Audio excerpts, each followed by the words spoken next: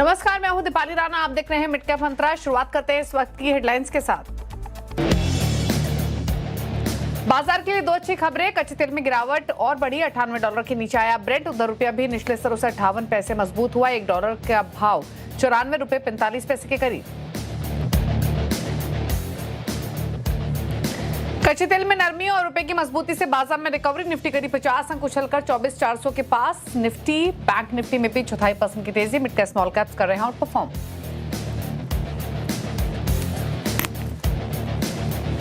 बाजार में big stocks का जलवा कायम। 5% के उछाल के साथ हीरो ऑफ द डे बना पेटीएम। वहीं बजाज ऑटो करीब 3% चढ़कर निफ्टी के टॉप गेनर्स में शामिल। साथ ही सीजी पार, श्री सीमेंट में भी 3 से 4% का उछाल। उधर ऊपरी स्तरों से करीब 4% फिसला मीशो।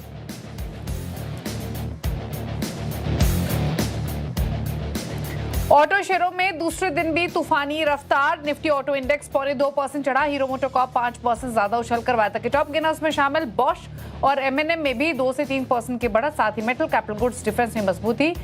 रियल्टी, एफएमसीजी, आईटी में हल्का दबाव। चार्ट जीपीटी और स्पॉटलाइट पड़े सटीक। मजबूत चार्ट के दम पर एचडीएफसी लाइफ निफ्टी के टॉप गेनर्स में शुमार। साथ ही Sumitomo chemicals, Pidilite, LIC housing में भी मजबूती।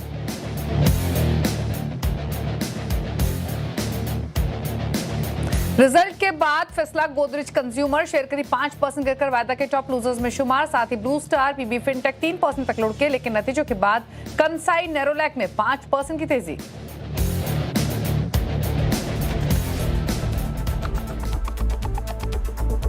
आप देख रहे हैं मिड कैप मंत्रा। एलकेपी सिक्योरिटीज के रूपक डे हमारे साथ बने हुए हैं और फटाफट से नजर डालें मार्केट्स पर तो तेजी का मोमेंटम बरकरार है। हालांकि ब्रॉडर मार्केट में ज्यादा तेजी का एक्शन कंपैरेटिवली देखने को मिल रहा है। कुछ सेलेक्ट पॉकेट्स भी हैं इंडेक्स लेवल पर जहां पर एक अच्छी स्ट्रेंथ आज के कारोबार में देखने को मिल रही है। ऑल्दो अगर आप निफ्टी को देखेंगे तो बहुत ज्यादा एक्शन यहां पर नहीं है। वॉल स्ट्रीट देखने को मिल रही है, तेजी की कोशिश कर जरूर रहा है, लेकिन अभी 24,400 के आसपास कर रहा है ट्रेड। हालांकि 24,500 तक जाने की पूरी कोशिश हुई, लेकिन अभी 75 अंक ऊपर ही ट्रेड कर रहा है निफ्टी। सिमिलरली अगर बैंक निफ्टी को देखेंगे तो निफ्टी की ही तरह चाल एग्जैक्टली यहां सेम देखने को मिल रही है। 182 अंक ऊपर इस समय निफ्टी बैंक कारोबार कर रहा है। 1.4% की बढ़त है, लेकिन अगेन वॉलेटाइल है और फिलहाल 56,165 के लेवल्स देखने को मिल रहे हैं। मिड कैप स्मॉल कैप्स लेकर आते हैं आपकी स्क्रीन पर, क्योंकि सबसे इंटरेस्टिंग पॉकेट यही बनी हुई है। अब 1% के गेंस के साथ मिड कैप्स दिन के ऊपरी स्तरों पर ट्रेड कर रहे हैं। तो डेज हाई पर मिड कैप स्मॉल कैप दोनों ही इंडेक्स एक आउट परफॉर्मेंस क्लियरली यहां पर विजिबल है। अच्छा, निफ्टी बैंक निफ्टी में एक्शन नहीं है, लेकिन अगर आप एनएससी स्टैट्स देखेंगे तो मूड माहौल आपको बुलिश दिखाई देगा, thanks to mid cap and small cap space, क्योंकि 2217 स्टॉक से जो कि बढ़कर कारोबार कर रहे हैं, 837 स्टॉक से जो कि गिरावट के साथ कर रहे हैं कारोबार इस समय। अगर आप सेक्टोरल हीट मैप देखेंगे इस समय तो वहां पर भी आज के सेशन में कुछ सेलेक्ट पॉकेट जहां पर शानदार स्ट्रेंथ देखने को मिल रही है, उसमें ऑटोज जैसे स्टॉक शामिल है। अच्छा, क्विकली भारत फोर्ज आपकी स्क्रीन पर लेकर आते हैं। नंबर्स आए हैं अभी। हालांकि एक्सपेक्टेशंस थी कि 8 से 9% की ग्रोथ ऑन एन एवरेज देखने को मिलेगी टॉप लाइन और बॉटम लाइन दोनों में। और इस समय के अगर आंकड़े देखें तो 4528 करोड़ की आय कंपनी ने रिपोर्ट की है। और सिमिलरली अगर एबिटा देखेंगे तो 778 करोड़ के आसपास का रहा है भारत फोर्ज का वाई बेसिस पे 778 करोड़।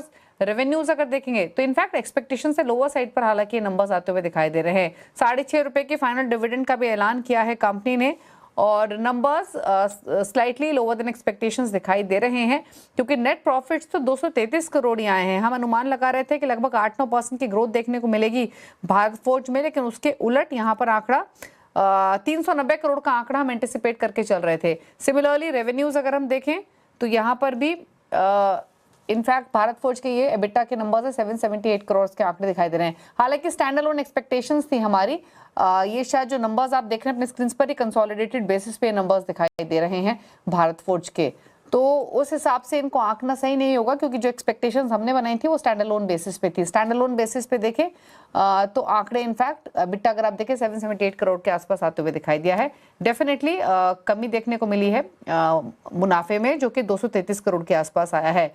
अब पूछ लेते हैं फटाफट से स्टॉक पर राय। बताइए रूपक, क्या व्यू रहेगा भारत फोर्ज आफ्टर नंबर्स? थोड़ा वॉलेटाइल तो था नंबर्स से पहले, अभी 1885 के आसपास ट्रेड कर रहा है। देखिए, पिछले कई दिनों से भारत फोर्ज ना 50 EMA के ऊपर सस्टेन करते हुए दिखाई दे रहा है, तो sentiment around the stock positive ही है और पॉजिटिव शॉर्ट टर्म में भी रहेगा, क्योंकि बाकी सारे जो इंपॉर्टेंट मूविंग एवरेज उससे ऊपर ही ट्रेड करते हुए दिखाई दे रहा है। तो हायर एंड पे मुझे लगता है 2000 तक जा सकता है और नीचे एक स्टॉप लॉस मेंटेन करके चलना होगा 1840 के नीचे। ओके, तो 1840 के नीचे एक स्टॉप लॉस आप मेंटेन कर। इसके अलावा एक अपडेट और आई है भारत फोर्ज के लिए, 98 करोड़ के आसपास का एक वन टाइम लॉस भी है, जिसकी वजह से प्रॉफिटेबिलिटी इंपैक्ट होते हुए दिखाई दे रही है। लेकिन चलिए अब बात करते हैं अर्निंग्स की, और रेलटेल के नंबर्स पर फोकस करेंगे। Q4 नतीजों पर बातचीत करने के लिए रेलटेल की मैनेजमेंट भी आगे हमारे साथ मौजूद है। नंबर्स अगर आपको दिखाए तो कंपनी के आय में 28%, मुनाफे में 25% की ग्रोथ रही है, EBITDA में भी 30% की बढ़त देखने को मिली है। हालांकि मार्जिन्स फ्लैट रहे हैं। नंबर्स पर और आगे के आउटलुक पर बातचीत करने के लिए हमारे साथ रेलटेल के CMD संजय कुमार मौजूद हैं। सर नमस्कार, स्वागत है आपका। तो पहले तो जानना चाहेंगे जो टेलीकॉम और प्रोजेक्ट सेगमेंट है वहां पर किस तरीके की ग्रोथ आपने रिपोर्ट की है। ये दोनों सेगमेंट्स की काफी इंपॉर्टेंट है, ओवरऑल परफॉर्मेंस के बेसिस पे किस तरीके के आंकड़े यहाँ पर दिखाई दिए हैं? एक्चुअली अगर हम प्रोजेक्ट्स की बात करें तो प्रोजेक्ट्स में मैक्सिमम ग्रोथ हमें प्रोजेक्ट से मिला है, बट टेलीकॉम सेगमेंट जो आप देख पा रहे होंगे Q4 के आंकड़ों में, टेलीकॉम सेगमेंट में भी अच्छी ग्रोथ दिखाई दे रही है। उसके पीछे दो तरह के कारण हैं। एक तो ये कि हमने जो पिछले एक साल में टेलीकॉम सेगमेंट में अपने इनकम को बढ़ाने के लिए जो प्रयास किए थे, उनमें हमें धीरे धीरे सफलता मिल रही है। और टेलीकॉम सेक्टर में चाहे वो IP1 सेगमेंट है या ISP है या NLD है, तीनों में हमें धीरे धीरे ऑर्डर्स कुछ कुछ मिल रहे हैं, हमें प्राइवेट भी और गवर्नमेंट ऑर्गेनाइजेशन से भी। लेकिन एक और फैक्टर है जिसकी वजह से थोड़ा सा मैं कहूंगा कि ये जो नंबर हमें टेलीकॉम में बढ़े हुए दिखाई दे रहे हैं, क्योंकि हमने पिछले कुछ क्वार्टर्स में हमारी टेलीकॉम ग्रोथ भी नहीं दिख रही थी अच्छी। Q3 में खराब भी रही थी। हमने कुछ बिजनेसेस जो कमीशन किए थे, कुछ सर्किट्स, कुछ सर्विसेज कमीशन किए थे, कस्टमर्स की तरफ से कुछ डिले थी उनको एक्सेप्ट करने के लिए, तो उनको भी हमने Q4 में बुक किया है। तो सब कुल मिला के देखेंगे तो टेलीकॉम में ग्रोथ है, लेकिन थोड़ी ज्यादा ग्रोथ जो दिखाई दे रही है उसके पीछे एक ऑपरेशन है। ओके जी। ओके, अच्छा संजय जी, मार्जिन्स आपके फ्लैट रहे हैं, अगर वाई बेसिस पे देखें तो मार्जिन्स को लेकर आउटलुक क्या है और किस तरीके की सिचुएशन फिलहाल दिखाई दे रही है? जी, अगर आप देखेंगे टेलीकॉम कंपनी को हमने जिस तरह से रेलटेल हैज मेटामॉर्फाइज्ड, रेलटेल ने पूरा परिवर्तन किया है एक टेलीकॉम कंपनी से एक digital ICT IT system integrator plus telecom दोनों सर्विसेज हम लोग दे रहे हैं, डेटा सेंटर सर्विसेज भी दे रहे हैं। जिस तरह से डाइवर्सिफिकेशन हुआ है, हमारे मार्जिन्स के ऊपर लगातार प्रेशर रहा है, और अगर हम मार्जिन्स को फ्लैट रख पा रहे हैं तो हम अपने आप को ये मानेंगे कि हमें सक्सेस मिल रही है मार्जिन्स को फ्लैट रख पाने में। अगर हम इम्प्रूव तो करने का चांस नहीं, क्योंकि प्रोजेक्ट्स का जो कंट्रीब्यूशन है जो कुछ समय पहले 60% था, वो अब जाकर के 65% हो गया है। 65% और 35% जो लगातार प्रोजेक्ट्स की कंट्रीब्यूशन बढ़ रही है, उसकी मार्जिन्स कम होती है। 5 to 7% की ही मार्जिन हमें मिलती है। ओवरऑल जब हम फाइनली जब देखते हैं तो 4 to 5% में हमारा ओवरऑल प्रोजेक्ट का मार्जिन मिलता है। तो और जहाँ पे अगर हम दूसरे टेलीकॉम में मार्जिन्स बहुत अच्छे होते हैं, 25-30% के रेंज में होते हैं। तो इस वजह से हम ओवरऑल मार्जिन्स को फ्लैट रख पा रहे हैं, हमारे लिए अच्छी खबर। अच्छा, आपके भी कंसोलिडेटेड ऑर्डर बुक कहाँ स्टैंड करती है और साथ ही डेटा सेंटर रेवेन्यूज कहाँ तक पहुंचे हैं? हमारी जो ऑर्डर बुक है वो अभी आज के डेट में अगर हम देखते हैं तो 11,466 11,466 करोड़ है। और डेटा सेंटर का जो हमने रेवेन्यू क्लॉक किया है लास्ट ईयर, वो 202 करोड़ किया है, जो हम उम्मीद भी कर रहे थे कि 200 करोड़ के आसपास हमें पहुंचना चाहिए डेटा सेंटर में। तो वो हम सक्सेस हुए, उसमें हमें सफलता मिली है। ओके अच्छा, इसके अलावा जो FY27 के लिए जो आपने पहले भी मेंटेन किया है 20% के आसपास की ग्रोथ आप एंटिसिपेट कर रहे हैं, ओवरऑल ग्रोथ ड्राइवर्स आप क्या देख रहे हैं? क्या प्रोजेक्ट बिजनेस ही ज्यादा कंट्रीब्यूट करता हुआ दिखाई देगा या टेलीकॉम की तरफ से भी ओवरऑल कंट्रीब्यूशन बढ़ता हुआ दिखाई देगा? प्लस केपेक्स को लेकर आपके क्या प्लान्स हैं? देखिए, जहां तक ग्रोथ है तो ग्रोथ गाइडलाइन हमारी 20% बिल्कुल सही है।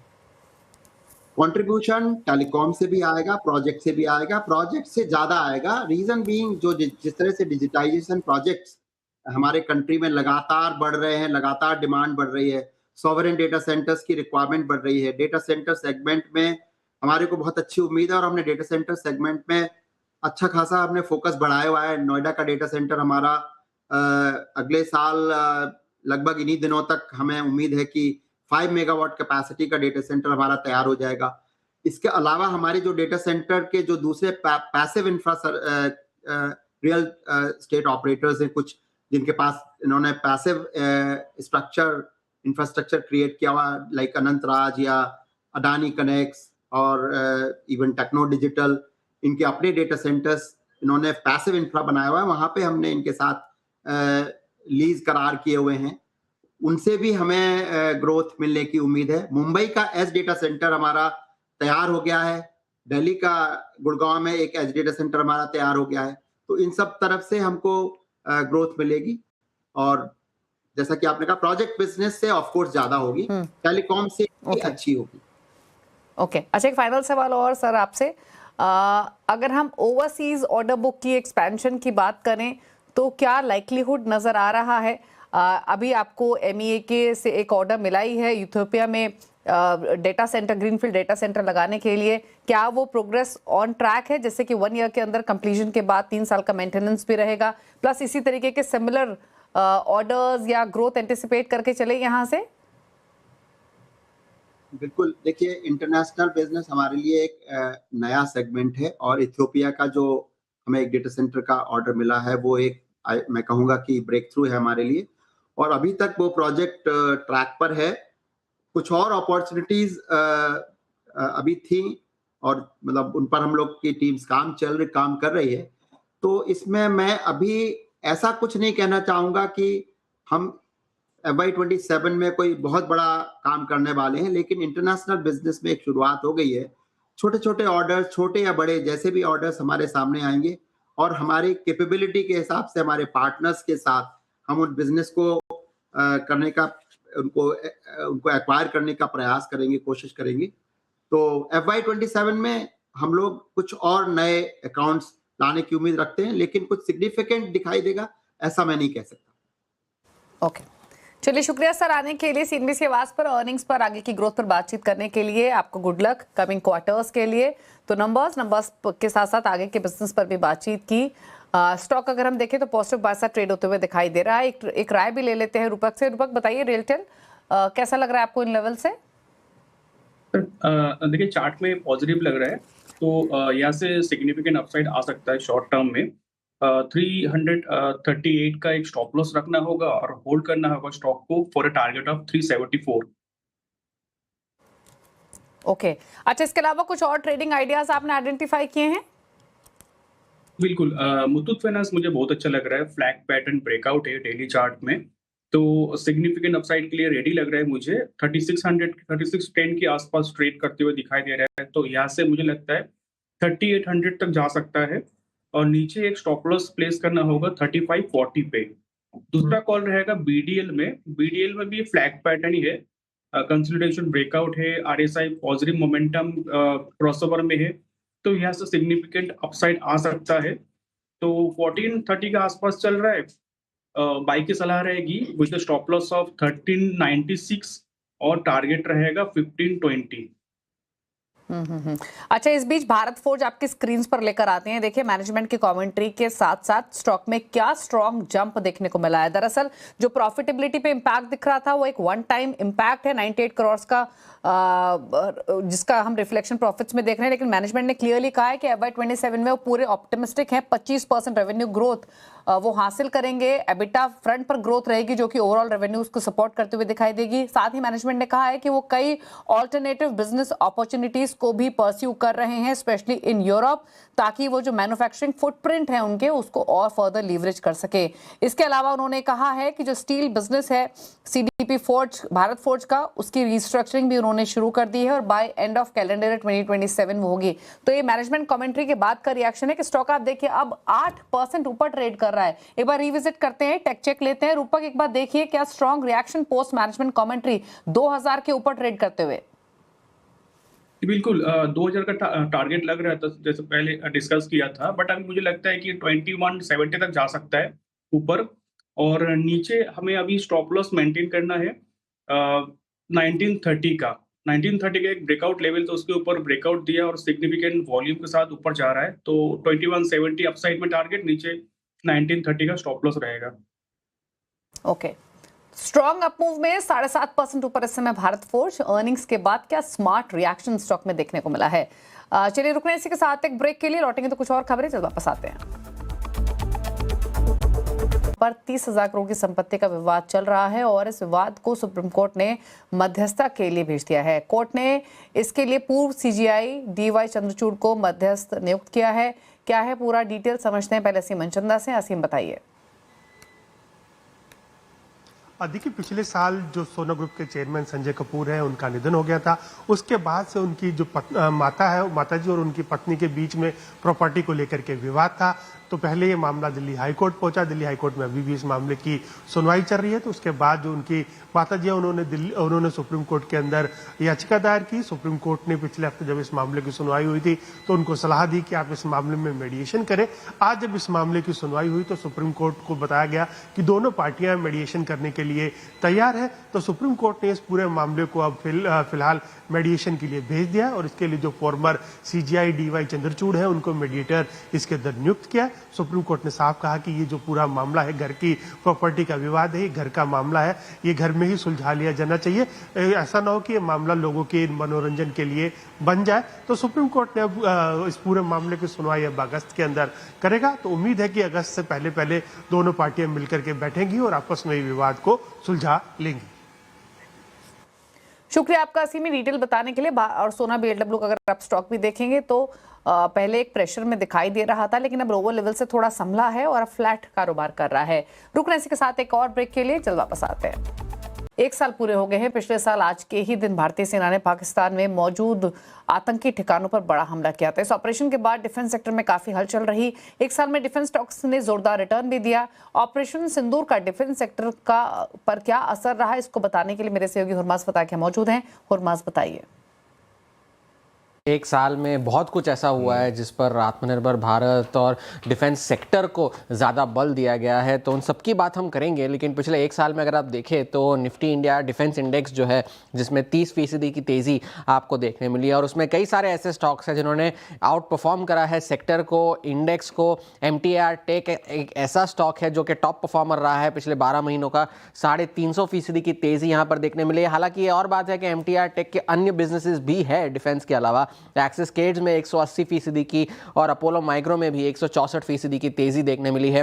अन्य छोटे नाम जो है Data Patterns, Dynamatic Techs, Bharat Forge जिसके भी और अन्य बिजनेसेस है, लेकिन वहां पर भी 72% की तेजी देखने मिली है पिछले 12 महीनों में।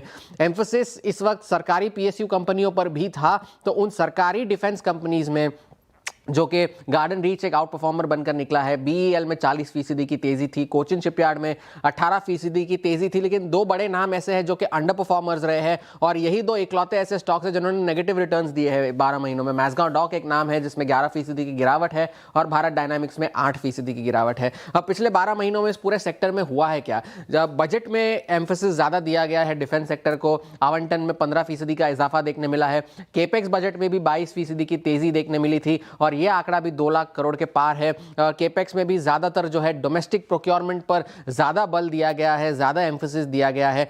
तो इन सभी चीजों की वजह से सेक्टर फोकस में रहा है और उस वजह से इन सभी कंपनियों की ऑर्डर बुक्स अगर आप देखें, ये तीसरी तिमाही के नतीजों के बाद की ऑर्डर बुक डिस्क्लोजर्स है। HAL की ऑर्डर बुक लगभग 1.5 लाख करोड़ के आसपास है और तीनों shipbuilders Mazagon Dock, Garden Reach, Cochin shipyard को अगर आप मिलाकर भी देखें तो लगभग 80,000 करोड़ की ऑर्डर बुक इन तीनों की भी मिलाकर बनती है। अब आगे क्या? एक बड़े काफी सारे ऑर्डर्स हैं जिनकी वजह से डिफेंस कंपनीज फोकस में रहेंगी। एक प्रोजेक्ट 75 सबमरीन का ऑर्डर है जिसके लिए मैसगांव डॉक काफी फोकस में रहा है।